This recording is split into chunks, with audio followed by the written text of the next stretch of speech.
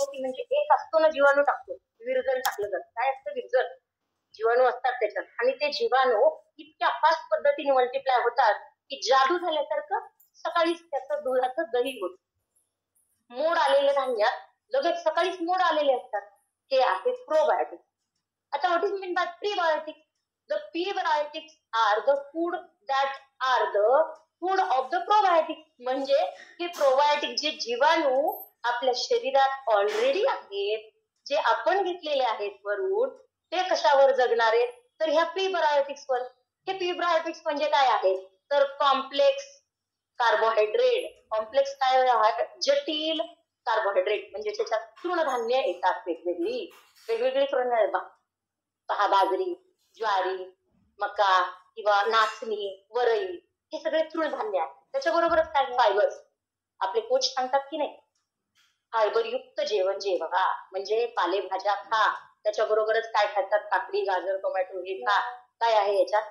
Fibres. हे fibres त्या प्रोबायोटिक्सचं त्या आपल्या गट हेल्थ सुधारण्यासाठी जे जीवाणू काम करतात त्यांचं ते जेवण आहे. त्याच्यामुळं कुणीही ते जेवणातलं स्किप करायचं नाहीये.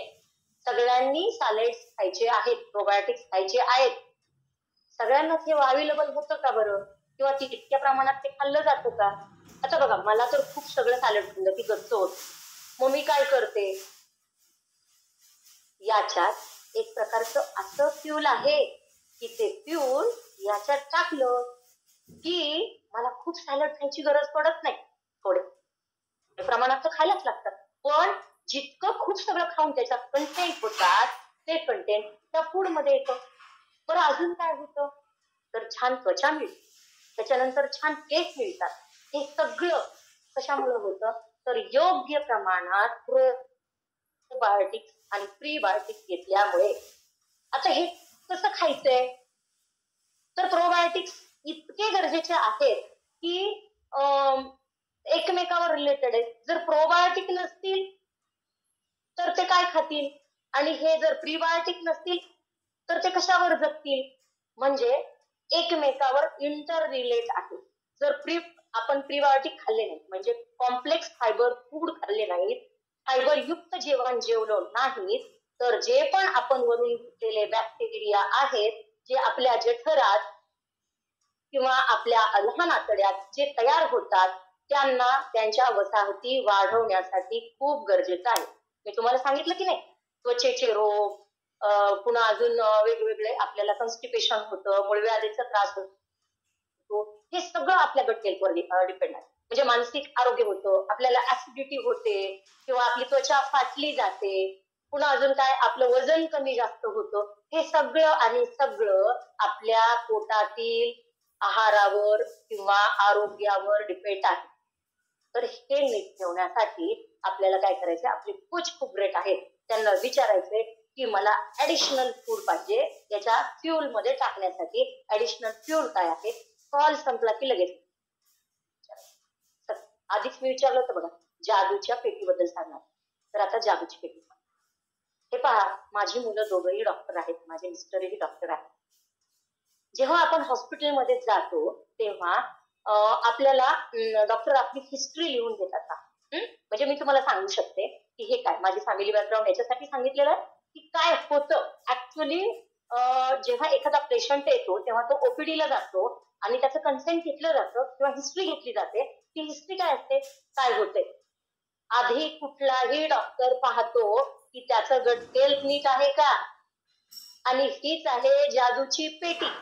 या जादूच्या पेटीतच 70% रोगप्रतिकारक शक्ती बसलेली आहे, आणि ही जर कमी जास्त झाली तर तुमचं आरोग्य बिघडणार आहे, आणि हे आरोग्य नीट करण्याचं काम डॉक्टर्स करतात. मग आपल्याला डॉक्टरकडे जायचे की आपल्या वेलनेस कोच कडे जायचे, आपण ठरवायचं. म्हणजे 70% रोग जर आपण आपल्या पोटातील स्वच्छतेने, पोटाची काळजी घेतल्याने जर नीट होणार असतील तर डॉक्टर जी पोटाला जादूची पेटी म्हणतात, त्यांच्या इन्कमचं सोर्स म्हणतात, तर ते आपण न करता आपण वेलनेस कोच कडे जाल तर जास्त बरं आहे. आता तुम्हाला गंमत वाटली असेल की हे काय मुलाचं नवऱ्याचा दवाखाना बंद पडणार. हो, मला नाही वाटत की दवाखाना हे पहा, जीवनशैली सुधारण्यासाठी आम्ही बसलेलो आहोत. पण जेव्हा जीवनात आजार तयार झालेले आहेत, आमच्या बाहेरच्या गोष्टी झाल्या, तेव्हा डॉक्टर्स करणार आहेत.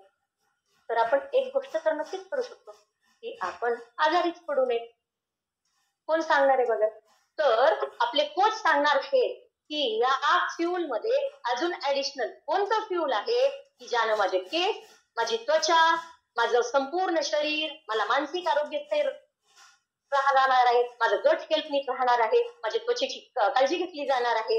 आणि ह्या सगळ्यासाठी जे फ्यूल आहे ते आजच कार्यक्रम संपला आपला की लगेच कोचला विचारायचे मला ते फ्यूल पाहिजे आहे. तर नमस्कार, मी सुरेखा दरकर संभाजीनगर औरंगाबादवरून बोलतीये. मी बाय बॅकग्राऊंड एक फार्मसिस्ट आहे. म्हणजे बघा, गोळ्या औषधं किंवा औषधी निर्माण शास्त्रात मी माझं शिक्षण पूर्ण केलेलं आहे.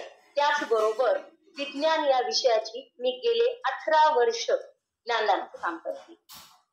तर माझा अनुभव असा आहे की मी ही त्या वाढलेल्या वजनामुळेच त्या कम्युनिटीत आलेली आहे. माझं वजन खूप वाढलेलं होतं, तेही माझ्या अनहेल्दी लाईफस्टाईलमुळे. फूडी आहे बघा, खूप खायला आवडतं. कोरिलेट करतच असतील खूप सगळे लोक. तर फूडी खूप आहे मी, म्हणून माझं वजन वाढलं. आणि वजन वाढलं की आराम करायचा, आराम काढला की वजन वाढतं, वजन वाढलं. ह्या सगळ्या दुष्टचक्रात मी गेली होते. ब्लड प्रेशर वाढलेलं होतं. वजन वाढलं की ब्लड प्रेशर वाढलं. ब्लड प्रेशर जसं वाढेल तसं मी आराम करायला लागले. नाही बाबा, मला ब्लड प्रेशर. आराम केला की वजन वाढलं, वजन केलं की अजून आराम वाढला. हे सगळं दुष्टचक्रातून बाहेर पडण्यासाठी थँक्यू म्हणेन मी ह्या कम्युनिटीला, थँक्यू म्हणेन मी माझे कोच श्री सुभाष सानप सरांना की ज्यांनी मला ह्या कम्युनिटीत आणलं, माझी लाईफस्टाईल सुधारली आणि मी अतिशय उत्तम जीवन जगती आहे. त्याबरोबरच माझे वेगवेगळे रिझल्ट आहेत बघा. सानप सर असतील फॉलोअर तर शेअर करू शकते किंवा मग मी हीच शेअर करेन. सरांनी शेअर केला तर जास्त चांगलं होईल. माझा रिझल्ट, मी माझं फॅटयुक्त 13 किलो वजन कमी केलेलं आहे. आणि त्याचबरोबर माझ्या त्वचेचा रिझल्टही खूप छान आला. त्वचेचा रिझल्ट आणण्यासाठी मी पण ऍडिशनल फ्यूल घेतलं होतं. मी खूप सगळे लेझर ट्रीटमेंट, खूप महाग असतात बघा, एका सेटिंगला जवळपास 5,000 रुपये लागतात. आणि त्या काळात म्हणजे 2-4 वर्षापूर्वी तर तरी होत नव्हतं. पण मग मी सोडून झाली होती, हताश झाली होती. असू द्या, त्यापेक्षा काळं असलेलं बरं, गोरं नको, कारण की चेहऱ्यावर वांग आहेत तर इतके खराब दिसतात, त्यापेक्षा तर काळा रंग बरा, म्हणून परेशान झालेली होते. 5-5 सेटिंग करूनही मला लेझर ट्रीटमेंट करूनही काहीही फायदा झालेला नव्हता.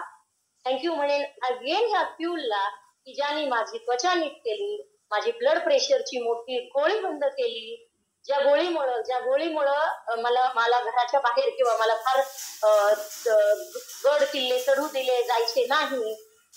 थँक्यू म्हणेन ह्या फ्यूलला आणि कम्युनिटीला ज्याच्यामुळे मी पंढरपूरची 300 किलोमीटरची गड युक्त म्हणजे खूप चढ असलेले अशी ही पायी वारी पंढरीची केलेली आहे. धन्यवाद. धन्यवाद म्हणेन परमेश्वराला की ज्याने माझ्या आयुष्यात फ्यूल आणि सानप सरांसारखे ग्रेट कोच आहे. धन्यवाद. Thank you. Back to master of ceremony गरजे. Thank you. Yes, amazing, unbelievable. Clapping करायची जोरदार अशा ग्रेट कोचसाठी ज्यांनी आज आपल्याला जादूच्या पेटीबद्दल माहिती.